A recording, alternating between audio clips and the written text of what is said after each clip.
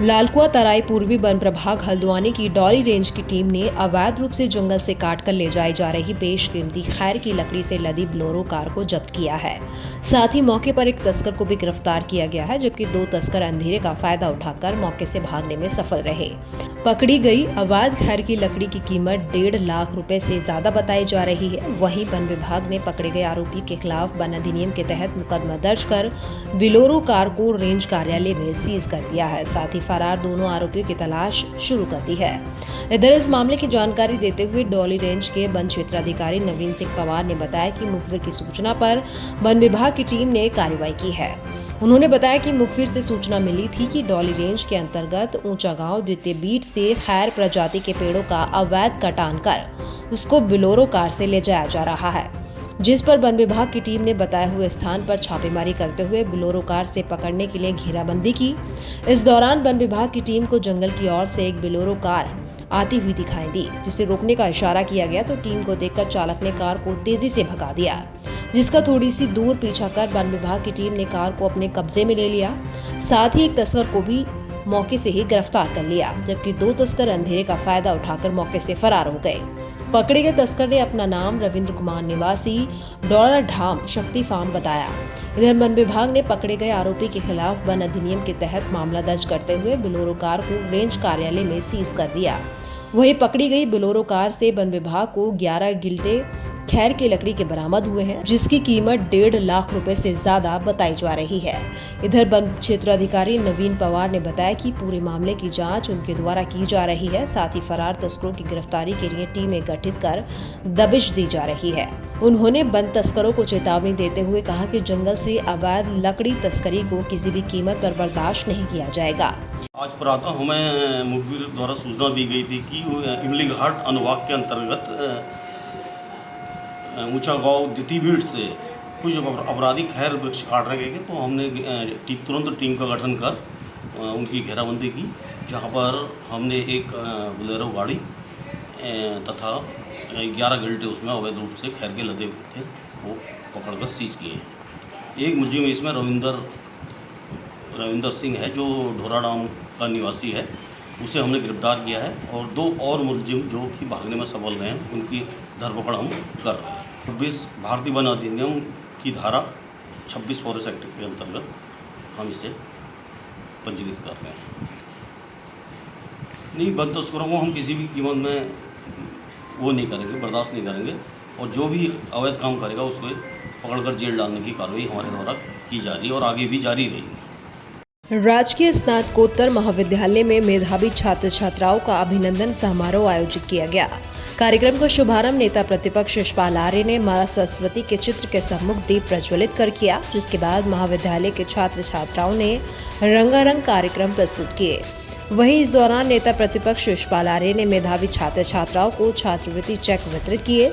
बता दें कि बाजपुर के राजकीय स्नातकोत्तर महाविद्यालय में मेधावी छात्र छात्राओं का अभिनंदन समारोह आयोजित किया गया। कार्यक्रम में पहुंचे नेता प्रतिपक्ष और बाजपुर विधायक यशपाल आर्य ने दीप प्रज्वलित कर शुभारंभ किया, जिसके बाद महाविद्यालय के छात्र संघ अध्यक्ष और अन्य पदाधिकारी ने नेता प्रतिपक्ष यशपाल आर्य और अन्य अतिथियों का फूल माला से स्वागत किया। इस दौरान महाविद्यालय के छात्र छात्राओं ने रंगारंग कार्यक्रम प्रस्तुत किए, जिसके बाद नेता प्रतिपक्ष यशपाल आर्य ने मेधावी छात्र छात्राओं को छात्रवृत्ति चेक वितरित किए। वहीं छात्र संघ पदाधिकारी की मांग पर नेता प्रतिपक्ष यशपाल आर्य ने 6 लाख रुपए की लागत से पार्किंग में टीन शेड निर्माण कराए जाने का भी ऐलान किया।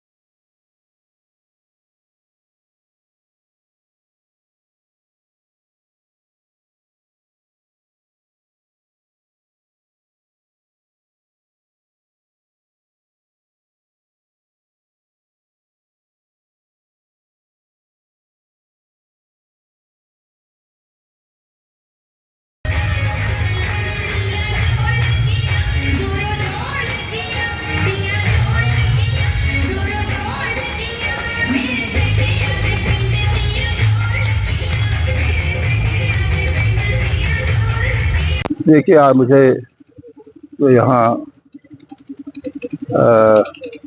महाविद्यालय में छात्र छात्राओं को जो मेधावी छात्र हैं उनके सम्मान में एक प्रोग्राम कार्यक्रम आयोजित किया गया था, जिससे मुझे मेधावी छात्रों के साथ रूबरू होने का अवसर मिला, उन्हें संबोधित करने का गौरव मुझे प्राप्त हुआ है। और महाविद्यालय के जो हमारे छात्र संघ का आज वार्षिक समारोह भी था। यहाँ पर इस महाविद्यालय में पिछले वर्षों में यहाँ की महान जनता के आशीर्वाद से, सहयोग से मुझे अवसर मिला। यहाँ हमने जो लैब थी, प्रयोगशाला, उसका हमने निर्माण किया, उसके भवन का निर्माण किया। यहाँ हमने बहुउद्देशीय भवन का निर्माण किया। यहाँ पर BSc MSc क्लासेस हमने खोले। यहाँ पर M.Com B.Com की कक्षाएँ हमने प्रारंभ की और ऑडिटोरियम में जो सुविधा मिलनी चाहिए थी बहुउद्देशीय भवन में, वो सुविधाएँ हमने दी हैं। आज भी कुछ मांगे यहाँ पर रखी गई हैं। हमने आश्वस्त किया है कि उन मांगों को हम पूरा करेंगे। तो घोषणा भी हुई है विधायक जी से।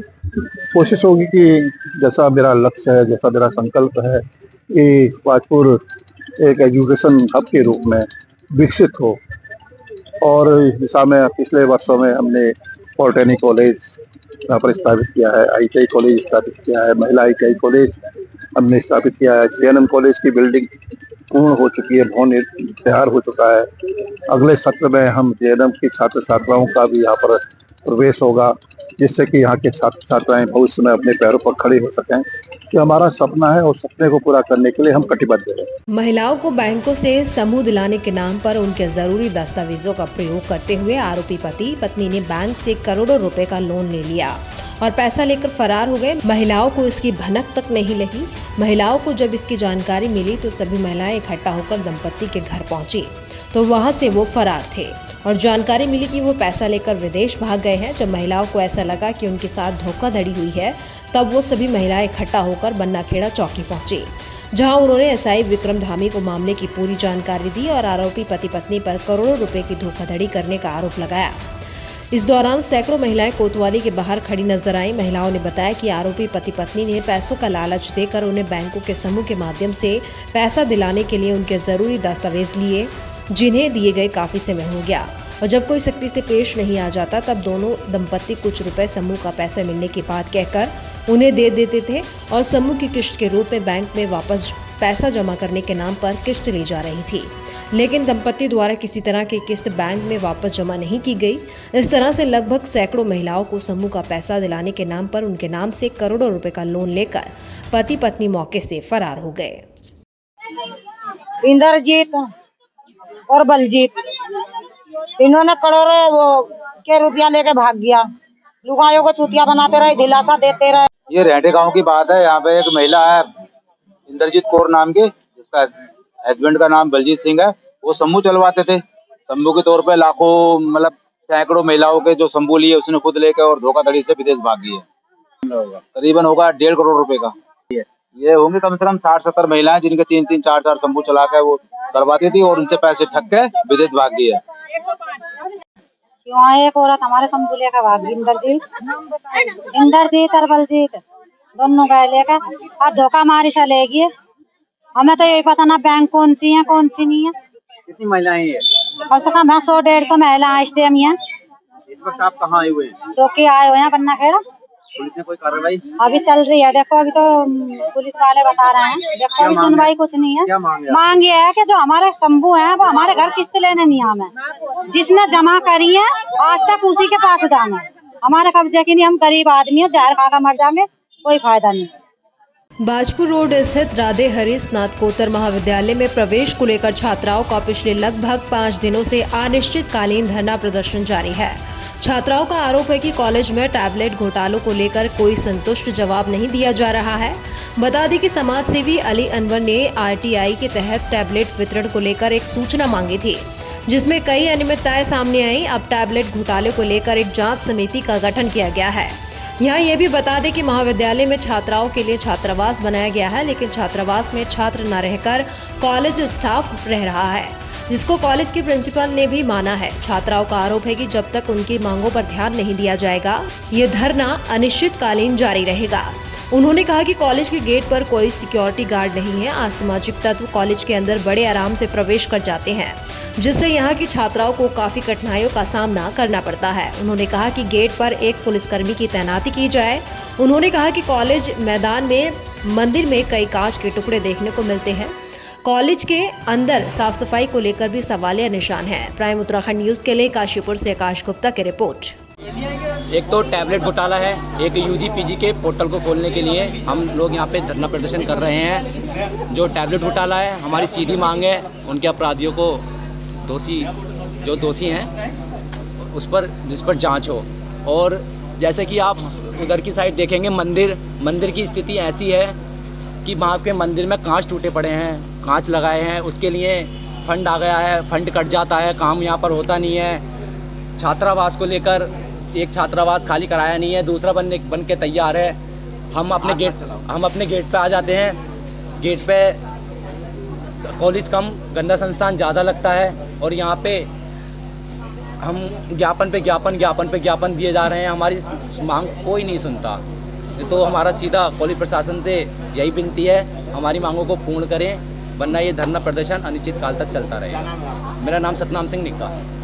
मोहम्मद दानिश है, मैं यहाँ पे एमए का सेकंड सेमेस्टर का छात्र हूँ। क्या मामला है और किस बात को लेकर आप? देखिए, मामला तो ये है, मैंने लगभग पिछले 2 साल से लगभग 43-44 ज्ञापन दे चुका हूँ। उनमें से लगभग आधे से भी काम नहीं हुआ है। इस बार जो हम लोग बैठे हैं वो अनिश्चित काल के लिए बैठे हैं। जो हमारी प्रमुख मांगे हैं वो ये है, आपको पता है जैसे कि हर साल भारत की जनसंख्या बढ़ रही है, कॉलेज में आबादी बढ़ी है स्टूडेंट्स की। उस स्टूडेंट को देखते हुए एमए वाली की जो सीट है मास्टर्स की, उसमें सिर्फ SC सीट रिजर्व कर रखी है उन्होंने, जबकि 2400 बच्चे हर साल यहाँ से पास आउट होते हैं एमए BA थर्ड ईयर के। क्या ये हमारे साथ न्याय हो रहा है? 3000 बच्चे पास आउट हो रहे हैं यहाँ पे, और सीटें मात्र 80 हैं सब्जेक्ट में। ये तो गलत है ना। हम लोग यहाँ के भविष्य हैं और हमारे साथ शिक्षा से हमें वंचित रखा जा रहा है। इस चीज़ के लिए हम यहाँ बैठे हैं। जब तक हमारी मांग ये पूरी नहीं होती, हर सब्जेक्ट में लगभग 50% सीटों की बढ़ोतरी नहीं होती है, हम लोग यहाँ से धरने पर नहीं उठेंगे। और ये हमारी भूख हड़ताल अनिश्चित काल है और हम यहाँ पर सुबह से बैठे हैं। हमें तक अभी तक कोई हमारी सुनवाई करने नहीं आया यहाँ तक। ये इतने लोग यहाँ भ्रष्ट बैठे हैं। टैबलेट का घोटाला, बच्चों के यहाँ पैसे आ रखे थे, ये खुद खा गए हैं यहाँ पे पैसे। बच्चों की पहले डिमांड तो जो है ये है कि पोर्टल जो है, चाहे स्नातक फर्स्ट सेमेस्टर हो, चाहे आपका जो है PG फर्स्ट सेमेस्टर हो, इनके एडमिशन के लिए पोर्टल खोलने की डिमांड की गई है। ये कार्य जो है शासन से ही होना है और शासन के संबंध में अवगत करा गया है कि बच्चों की डिमांड है, उनको प्रवेश के लिए पुनः और चांस देंगे। सर, जिस तरीके से इनकी है कि छात्रावास में जो है स्टाफ रह रहा है और छात्र नहीं रह रहे हैं, तो उसमें क्या संज्ञान लिया सर?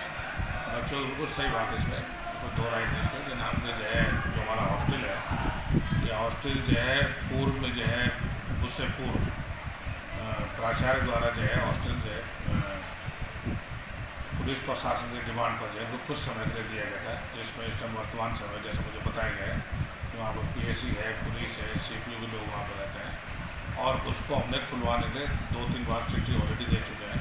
उसको जो है खाली किया गया, किंतु अभी तक उनके द्वारा खाली नहीं किया गया। सर, ये बताते हैं कॉलेज में असामाजिक तत्व जो है बिना रोक टोक आ जाते हैं अंदर और जो है काफ़ी परेशानी का सामना करना पड़ता है छात्राओं को, तो इसके लिए क्या आपने रोक लगाई?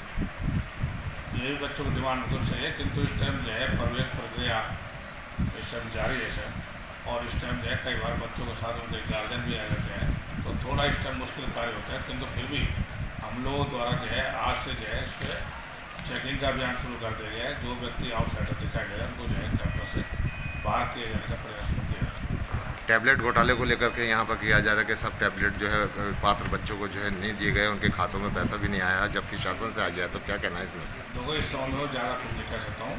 इस पर ऑलरेडी जो है निदेशालय द्वारा एक कमेटी गठन कर दिया गया है और कमेटी के द्वारा जांच के पश्चात ही आपको जो है बताया जा सकता है कि पात्र छात्रों को जो है दिया गया नहीं दिया गया या नियमों का अवहेलना की गई, वो कमेटी के द्वारा ही डिसाइड किया गया। रामनगर की पीरू मदारा पुलिस चौकी से कुछ दूरी पर पूर्व में एक रिजॉर्ट में नवीन चौधरी पर 4 से 5 नकाबपोश हमलावरों ने उस समय हमला कर दिया जब वो पीरू मदारा स्थित अपने ऑफिस से बाहर निकल रहा था। इसी दौरान एक कार में बैठकर आए 4 से 5 नकाबपोश बदमाशों ने लाठी डंडों और तलवारों से उस पर जानलेवा हमला करना शुरू कर दिया। नवीन ने कहा कि वो कुछ समझ पाता इससे पहले ही उन्होंने उस पर लाठी डंडों से ताबड़तोड़ हमला शुरू कर दिया, जिससे वो इस हमले में लहूलुहान हो गया। नवीन चौधरी ने यह भी आरोप लगाया कि हमलावरों ने उस पर रिवॉल्वर की बट से भी सर पर हमला किया और उसको लहूलुहान हालत में छोड़कर फरार हो गए। नवीन ने कहा कि हमले में उसके पैर, हाथ, कई जगह फ्रैक्चर भी हुए हैं। बता दें, मामले में कोतवाली पुलिस भी मौके पर पहुंचकर जांच में जुट गई है। ये मेरे ऑफिस के बाहर, मैं ऑफिस से निकल रहा था, अभी मुश्किल से 7 बजे के आसपास की बात होगी। ऑफिस से निकला, अचानक अपनी गाड़ी में जैसी गाड़ी खोली बैठी, 5 लोग आए गाड़ी में, जिसका नाम लवी गिल है, वो मेरे बड़ा सा आगे रहता है, अनंतम रिजॉर्ट में वो काम करता है। उसने उसके साथ 4 लड़के थे और वहीं के आसपास के एरिए के हैं। 1-2 को जानता हूँ मैं, जैसे लवप्रीत है, 1-2 और है। उन सब ने तलवार से और चाकू से और डंडों से और रिवॉल्वर तवज्जे से मेरे ऊपर हमला किया है। मेरे पैरों में मारा है, तलवार से हाथों में मारा है, मेरे हाथ फ्रैक्चर है, मेरी पैरों फ्रैक्चर है। फायर नहीं किया उन्होंने, मेरे सिर पर रखा था, सिर पर मारी है गुमचो तवज्जे से। पुलिस में आपने तहरीर दी है? मैं तहरीर बिल्कुल, पुलिस वाले आए थे, मैंने उनको दे दी है। मैं मुकदमा भी करूँगा उनके खिलाफ। इसमें राजेश गोयल जो अनंतम के वाले हैं, उन्होंने भी हाथ होगा, उन्होंने कहा है करने के लिए। मालिक के इशारे पर करा? हाँ, मालिक के इशारे पे किया, राजेश गोयल मालिक है, उसके इशारे पे किया है सब। रामनगर में युवक के घर में सोने के दौरान जहरीले सांप के काटने से दर्दनाक मौत हो गई। घटना के बाद मृतक के परिजनों में कोहराम मचा हुआ है। बता दें कि ग्राम टेड़ा निवासी 23 वर्षीय राहुल रावत अपने किसी निजी कार्य से अपने पैतृक गांव अल्मोड़ा जनपद के सल्ट विधानसभा के ग्राम देवाल किसी काम से गया था। बताया जाता है कि वो अपने गांव में अपने चाचा के साथ सो रहा था। इसी बीच उसे जहरीले सांप ने काट लिया। पता चलने के बाद परिजन उसे देवाल प्राथमिक स्वास्थ्य केंद्र ले गए, जहां 3 घंटे तक चिकित्सकों ने उसके उपचार किया, लेकिन हालत गंभीर होने के बाद उसे रामनगर सरकारी अस्पताल के लिए रेफर किया गया। परिजनों ने उपचार के लिए रामनगर ले गए, लेकिन यहां भी उसकी हालत गंभीर होने के चलते उसे रेफर कर दिया गया। इसके बाद परिजन उसे बाजपुर ले गए, जहां चिकित्सकों ने उसे मृत घोषित कर दिया। मामले में देवाल के पूर्व ग्राम प्रधान गोपाल सिंह रावत प्राथमिक स्वास्थ्य केंद्र के चिकित्सकों को लापरवाही का आरोप लगाते हुए कहा कि इस स्वास्थ्य केंद्र में मरीज को मिलने वाली स्वास्थ्य सुविधाएं पूरी तरह से बदहाल हो चुकी हैं। कई बार अवगत कराने के बाद भी आज तक यहां पर स्वास्थ्य सुविधाओं में कोई सुधार नहीं हुआ है, जिससे क्षेत्र में रहने वाले ग्रामीणों को काफी परेशानियों का सामना करना पड़ता है। वहीं घटना की जानकारी मिलने पर मौके पर पहुंची पुलिस ने शव को कब्जे में लेकर पोस्टमार्टम कराने के बाद शव परिजनों को सौंप दिया है। हमारे पैतृक गांव का एक राहुल रावत निवासी टेड़ा गांव का रात को ग्राम सभा देवाल में कोई अपने निजी काम से आया था और वह अपने पुराने मकान में चाचा भतीजे सोए हुए थे। रात को 2 बजे सांप ने उस लड़के को काटा और रात को 2 बजे उसे स्वास्थ्य केंद्र देवाल अस्पताल में ले गई और वहां पर डॉक्टरों ने उस बच्चे को 3 घंटे तक एडमिट कर दिया। हमने उनसे कहा कि अगर आपका बस का है तो आप बताइए, लेकिन उनका जवाब था कि ठीक हो जाएगा। जब 3 घंटे बाद बच्चे की हालत गंभीर हो गई, तब उन्होंने उसको रेफर किया और उस बच्चे को लेके रामनगर आए। रामनगर वालों ने रेफर कर दिया और उसको हम बाजपुर ले गए। बाजपुर वालों ने उसे मृत घोषित कर दिया और बाजपुर के डॉक्टरों ने कहा कि आपने थोड़ी देर कर दी, अगर थोड़ी देर पहले आ जाता तो बच्चा बच जाता। ये स्वास्थ्य केंद्र देवाल की लापरवाही के कारण ये बच्चे की मौत हुई है। राहुल रावत सन ऑफ हुकम सिंह रावत, उम्र 23 साल, ग्रेजुएशन करके बेंगलोर नौकरी पे इसे जाना था 14 तारीख को। और स्वास्थ्य केंद्र देवाल की हालत इतनी खराब है, मैं पहले भी कई बार उनकी रिपोर्ट कर चुका हूं कि उनकी ये लापरवाही कर रहे हैं और जो है कोई इलाज नहीं होता वहां पर, न वहां कोई मिलता है। रात को एक डॉक्टर मिला था। केलाखेड़ा नगर पंचायत क्षेत्र में स्लाटर हाउस बनवाने की मांग को लेकर नगर पंचायत के निवर्तमान अध्यक्ष अकरम पठान ने मीट विक्रेताओं और अन्य लोगों के साथ मिलकर एसडीएम को ज्ञापन सौंपा। इस दौरान उन्होंने मामले पर जल्द संज्ञान लेते हुए स्लाटर हाउस को बनवाने की मांग की है। बता दें कि केलाखेड़ा नगर पंचायत के निवर्तमान अध्यक्ष अकरम पठान के नेतृत्व में मीट विक्रेता तहसील परिसर में आयोजित तहसील दिवस में पहुंचे, जहां लोगों ने स्लॉटर हाउस को बनवाने की मांग को लेकर एसडीएम राकेश सिंह तिवारी को ज्ञापन सौंपा। इस दौरान अकरम पठान ने बताया कि केलाखेड़ा में 100 साल पुराना स्लॉटर हाउस था, लेकिन साल 2019 में उच्च न्यायालय के आदेश के बाद उसे बंद कर दिया गया। उन्होंने कहा कि स्लॉटर हाउस के बंद होने से क्षेत्र में अवैध रूप से मीट का कारोबार किया जा रहा है। उन्होंने कहा कि स्लॉटर हाउस के बनने से अवैध काम पर रोक लगे और लंबे समय से चल रही समस्या से निजात मिलेगी।